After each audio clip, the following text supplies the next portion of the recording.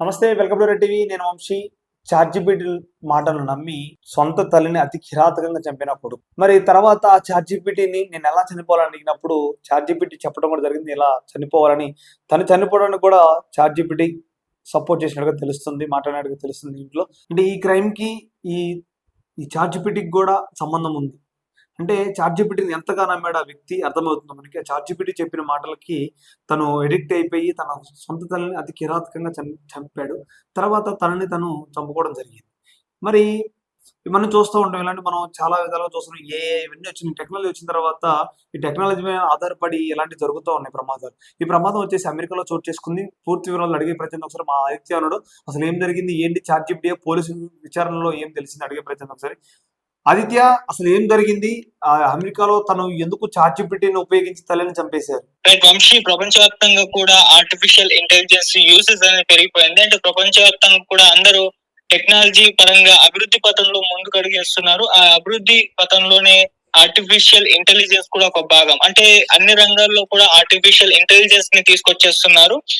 So వాటిని involve చేసేస్తున్నారు. So ఏ పనులైనా వాటి ద్వారా సులభతరం అవుతాయి అని చెప్పేసి కూడా భావించేస్తున్నారు. అయితే ఈ ఆర్టిఫిషియల్ ఇంటెలిజెన్స్ పైన భిన్న రకాల అభిప్రాయాలు కూడా ఉన్నాయి. ఇది కొంత పాజిటివ్ గా పనులు చేసి పెట్టినప్పటికీ దీనిపైన నెగిటివ్, అంటే చాలా మంది ఉపాధులు కోల్పోతున్నారన్న కామెంట్స్ కూడా దీని పట్ల వినిపిస్తున్నాయి. అలా ఈ ఆర్టిఫిషియల్ ఇంటెలిజెన్స్ పైన ఒక చర్చ అయితే అలాగే ఉంది. అయితే ఇప్పుడు ఈ కేసు విషయానికి వచ్చేసరికి చాట్‌జీపీటీ అనే ఒక ఆర్టిఫిషియల్ ఇంటెలిజెన్స్ ఉంటుంది. మనకు తెలిసిందే. మనం ఏ క్వశ్చన్ అడిగినా కూడా టక్కని సెకండ్లలో ఒక సమాధానం దాన్ని అన్ని వెబ్సైట్లలో వెతికేసి పట్టుకొచ్చి మనకు ఒక దగ్గర చేర్చి దానికి సంబంధించిన సమగ్రమైన ఇన్ఫర్మేషన్ అయితే ఇస్తూ ఉంటుంది. సో ఇటువంటిదే ఇంకోటి కూడా ఉంది, గ్రోక్ అని చెప్పేసి. ఇంకా చైనా వాడు ఇంకోటి తీసుకొచ్చాడు, అలా డీప్ సీక్ అని చెప్పేసి. అలా చాట్‌జీపీటీ, గ్రోక్ ఏమో Elon Musk the, and China వాళ్ళ డీప్ సీక్. ఇవన్నీ కూడా ఏఐ, ఆర్టిఫిషియల్ ఇంటెలిజెన్స్ అనేవి మనం ఏ ప్రశ్న అడిగినా సరే వాటికి సెకండ్లలో ఆన్సర్ ని తీసుకొచ్చి మన ముందు పెడుతూ ఉంటుంది. దానికి సంబంధించిన అన్ని వివరాలు మనకి సేకరించి అయితే పెడుతుంది. అలా నెటిజన్స్ నుంచి ఎన్నో రకాల ప్రశ్నలు వాటికి అడగడం జరిగింది వాళ్ళ ద్వారా. సో అలా మనం చూస్తూ వస్తున్నాం. వాటి యూజెస్ కూడా పెరిగిపోయింది. చాలా మంది యూజ్ చేసేస్తున్నారు చాట్‌జీపీటీని, గ్రోక్ ని, ఈ డీప్ సీక్ ని. అయితే ఇప్పుడు ఇటువంటి ఒక చాట్‌జీపీటీ మాటలు నమ్మి తల్లిని కిరాతకంగా చంపేశాడు ఒక కొడుకు. ఆ కేసు గురించి విషయాలకు ఒకసారి వచ్చేసరికి, మానసిక సమస్యలతో బాధపడుతున్న ఒక వ్యక్తి చాట్‌జీపీటీ చెప్పిన మాటలు నమ్మి తన తల్లిని హత్య చేసి ఆ తర్వాత తన ప్రాణం కూడా తీసేసుకున్నాడు. ఇది ఎక్కడ జరిగిందంటే అమెరికాలోని కనెక్టికట్ అనే రాష్ట్రంలో ఈ సంఘటన అయితే చోటు చేసుకుంది. ఈ ఆర్టిఫిషియల్ ఇంటెలిజెన్స్ పాత్ర ఉండడంతో ఇప్పుడు ప్రపంచవ్యాప్తంగా సంచలనంగా మారింది. ఎందుకంటే ఈ చాట్‌జీపీటీ ప్రపంచవ్యాప్తంగా చాలా పాపులారిటీ సంపాదించుకుంది. సో ఇప్పుడు ఈ చాట్‌జీపీటీ మాటలు విని ఈ విధంగా ఒక ప్రమాదం, ఒక ఇన్సిడెంట్, సంఘటన జరగడంతో ఇప్పుడు అంతా ప్రపంచవ్యాప్తంగా కూడా ఈ న్యూస్ అనేది వైరల్ అవుతుంది. అసలు ఏం జరిగిందో ఒకసారి చూద్దాం. స్టెయిన్ ఎరిక్ సోల్బర్గ్ అనే ఒక వ్యక్తి గతంలో యాహూ కంపెనీలో మేనేజర్ గా పనిచేశాడు. తన తల్లితో కలిసి ఇప్పుడు ఉంటున్నాడు. అయితే ఇద్దరు $2.7 మిలియన్ విలువైన ఒక ఇంట్లో ఉండేవారు. కొన్నేళ్లుగా మానసిక ఇబ్బందులు ఎదుర్కొంటున్న అతడు ఏఐ చాట్ బాట్లను బాగా నమ్మేవాడు. వాటి చెప్పిన దాన్ని నిజమేనని భావించి తన జీవితం గురించి కూడా వాటి సలహాల మీద ఆధారపడి నిర్ణయాలు తీసుకునేవాడు. అయితే చాట్‌జీపీటీ అతడికి నిన్నెవరో చంపాలని చూస్తున్నారు, నువ్వు పిచ్చివాడు కాదని నిరూపించుకోవాలని చెప్పినట్లు అధికారులు చెప్తున్నారు. అంతేకాదు నీ తల్లే నీ మందుల్లో విషం కలపవచ్చని సూచించిందట. దీనివల్ల స్టెయిన్ తన తల్లి సుజానే ఆడమ్స్, ఆమె వయసు 84, ఆడమ్స్ పైన అనుమానం పెట్టేసుకున్నాడు. సో అలా చాట్‌జీపీటీ ఇటువంటి ఒక సమాధానం ఇవ్వడంతో ఆ స్టెయిన్ కి తన తల్లి మీదనే అనుమానాలు వచ్చేసాయి. మళ్ళీ తను చంపడానికి తన తల్లే ప్రయత్నాలు చేస్తుందా అని చెప్పేసి.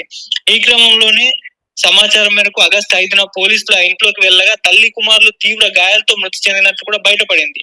తల్లి తల, మెడపై దారుణమైన గాయాలు ఉండగా స్టెయిన్ పదునైన ఆయుధంతో తనను తానే కోసుకున్నట్టు కూడా వైద్యులు అయితే నిర్ధారించారు. అలా చివరి మరోవైపు స్టెయిన్ తన చాట్ బాటికి బాబీ అనే పేరు కూడా పెట్టాడు. అంటే ఆ ఏఐకి తను పెట్టుకున్న పేరు. మరణానికి ముందు మనం మరో జీవితంలో కలుసుకుందాం, నువ్వే నా నిజమైన స్నేహితుడని కూడా మెసేజ్ చేశాడంట.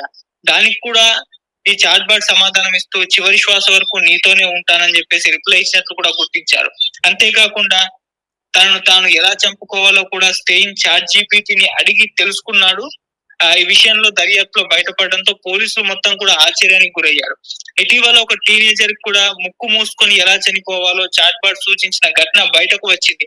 అదే సమయంలో ఈ కేసు వెలుగు చూసి ఏఐ మానసిక సమస్యలున్న వారిపై ఎలాంటి ప్రమాదకర ప్రభావం చూపుతుందో నిపుణులు ఆందోళన అయితే వ్యక్తం చేస్తున్నారు. చాట్ జీపీటీని రూపొందించిన ఓపెన్ ఏఐ ఈ సంఘటనపై స్పందించింది. ఈ దురదృష్టకర ఘటనపై మేము తీవ్రంగా బాధపడుతున్నాం. బాధిత కుటుంబానికి మేము అండగా ఉంటాం. పోలీస్ దర్యాప్తులో పూర్తిగా సహకరిస్తామని చెప్పేసి కూడా ఒక ప్రతినిధి అయితే తెలిపారు. ఇది ఇప్పటి వరకు ఉన్న ఇన్ఫర్మేషన్. అంటే చాట్ జీపీటీని ఈ స్టెయిన్ అనే వ్యక్తి తనకు పర్సనల్ సంబంధించిన కొన్ని ప్రశ్నలు అడిగాడు. సో అవి దానికి సంబంధించి కొన్ని ఆన్సర్స్ అయితే ఇచ్చింది. అవి ఇతని మీద ప్రభావం చూపి ఈ దారుణమైన సంఘటనకు అయితే ఇతను పాల్పడేలా ప్రోత్సహించడం జరిగింది. అయితే కొన్ని డౌట్స్ అయితే వస్తాయి వంశీ, ఎందుకంటే ఇప్పుడు నేను గ్రోక్ యూజ్ చేస్తాను. మామూలుగా చాట్ జీపీటీని నేను దూరంగా ఉంటాను. గ్రోక్ ఎక్కువ యూజ్ చేస్తాను. గ్రోక్ కొంత సలహాలు ఇస్తుంది. మామూలుగా మనం ఏదన్నా దీనికి సంబంధించిన ఇన్ఫర్మేషన్ కావాలంటే దాని వరకు అది ఇచ్చేసి ఆ తర్వాత ఈ సమాచారం నా దగ్గర కాకుండా ఇంకెవరి దగ్గర దొరుకుతుందో వాళ్ళ మెన్షన్ చేసి వీళ్ళని అడిగి ప్రయత్నం చేయండి, నా దగ్గర సమాధానం కంటే వీళ్ళ దగ్గర బాగా దొరుకుతుంది, డైరెక్ట్ లింక్ కదా అని చెప్పేసి కొన్నిసార్లు అది మనకు సలహాలు ఇస్తుంది. అది మెడిసిన్ విషయంలో కావచ్చు, ఇంకే రకరకాలైన విషయాల్లో అది పూర్తి సమగ్రమైన సమాచారం దాని దగ్గర లేనప్పుడు అది తన పరిధిలోకి, అంటే ఇది జాగ్రత్త పడాల్సిన అవసరం, అంటే అడిగిన వ్యక్తికి సంబంధించి జాగ్రత్త పడాల్సిన అవసరం ఉన్న పరిస్థితి అయితే ఖచ్చితంగా అది దానికి సంబంధించిన రిలేటెడ్ పర్సన్స్ దగ్గర లేకుంటే రిలేటెడ్ సంబంధించిన ఇక్కడ వెతకండి, మీరు ఇంకా క్లారిటీగా దొరుకుతుంది నా దగ్గర కంటే అని చెప్పేసి ఒక ప్రయత్నం చేస్తుంది, అది చెప్పే ప్రయత్నం. సో అటువంటిది మన చాట్ జీపీటీలో ఉందో లేదో నాకు ఐడియా లేదు.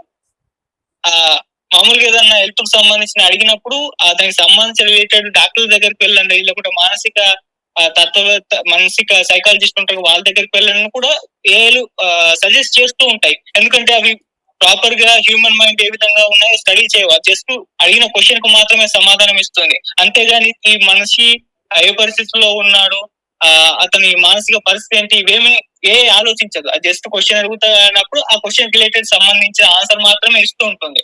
అయితే కొన్ని ఏళ్ళు మాత్రం ఇవి అర్థం చేసుకొని మీరు ఈ సంబంధిత ఈ సైకలాజిస్ట్ కలవండి, మీకు మరింత ఇన్ఫర్మేషన్ ఇస్తాడు నా దగ్గర కంటే అని కూడా చెప్తాయి అవి.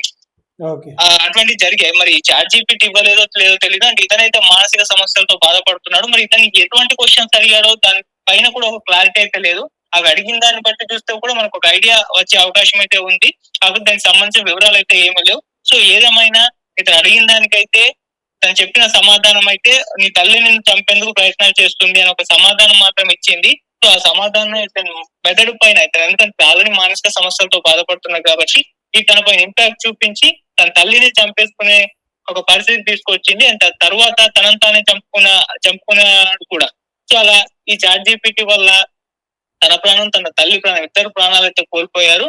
మరి చాట్ జీపీటీని అంటే ఏ ఆర్టిఫిషియల్ ఇంటెలిజెన్స్ ని ఎంతవరకు వాడాలి, ఏ విషయాల్లో వాడాలి అన్న దానికి ఒక ఎగ్జాంపుల్ కనిపిస్తుంది. అంటే మనకి ఎడ్యుకేషనల్ పర్పస్ అయితే వాడుకోవచ్చు, ఎంతైనా వాడుకోవచ్చు. నువ్వు ఏ ప్రశ్న అడిగినా కూడా అది ఎడ్యుకేషన్ పరంగా చాలా సమాధానాలు ఇస్తుంది. నాశనం చేసుకునే అంటే ఇప్పుడు అంతకుముందు ఇంటర్నెట్ వచ్చినప్పుడు కూడా దాన్ని పాజిటివ్ వేలో నెగిటివ్ వేలో వాడుకోవాలని చెప్పేసి ఒక పెద్ద చర్చ జరిగింది. ఇప్పుడు కూడా ఏ ఆర్టిఫిషియల్ ఇంటెలిజెన్స్ అనేది మనం రైట్ యూజెస్ లో చేయొచ్చు, రాంగ్ యూజెస్ లో కూడా చేయొచ్చు. అయితే రాంగ్ యూజెస్ లో చేసినప్పుడు సలహాలు ఇస్తుంది, అడ్వైజ్ ఇస్తుంది.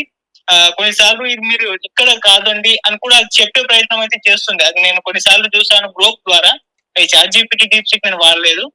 అలా పాజిటివ్ వేలో నెగిటివ్ వేలో రెండిట్లో కూడా మనం యూజ్ చేసుకునే అవకాశం అయితే ఉంది. ఇక్కడ ఇతను కాస్త మానసిక ఇబ్బందులు పడడం వలన ఈ విధంగా ఈ ప్రయత్నం అయితే చేయడం జరిగింది. కానీ మామూలు పర్సన్స్ అయితే అది కాస్త అర్థమైపోయే అవకాశం ఉంది. సో ఇతని పరిస్థితి ముందే తల్లి గమనించి ఒక సైకాలజిస్ట్ దగ్గరికి తీసుకుపోయి ఉంటే బాగుండేది. ఈ విధంగా అంటే చాట్ జీపీటీని అడిగే బదులు ఒక సైకాలజిస్ట్ దగ్గరికి వెళ్ళుంటే అతని ప్రాణాలు, అతని తల్లి ప్రాణాలు బతుకుండేవని కూడా చాలా మంది అభిప్రాయపడుతున్నారు. సో ఈ కేసు అయితే ఆర్టిఫిషియల్ ఇంటెలిజెన్స్ ని ఏ విధంగా వాడాలి, ఎలా వాడకూడదు, ఏ రకమైన సలహాలు, ఇన్ఫర్మేషన్ దాని దగ్గర నుంచి తీసుకోవాలి, ఎలా యూజ్ చేసుకోకూడదు అనేది ఒక ఎగ్జాంపుల్ అయితే ఈ కేసు ద్వారా మనకు అర్థమైపోతుంది. అది ఈ స్టెయిన్ విషయంలో జరిగింది. Vamshi, thank you Aditya.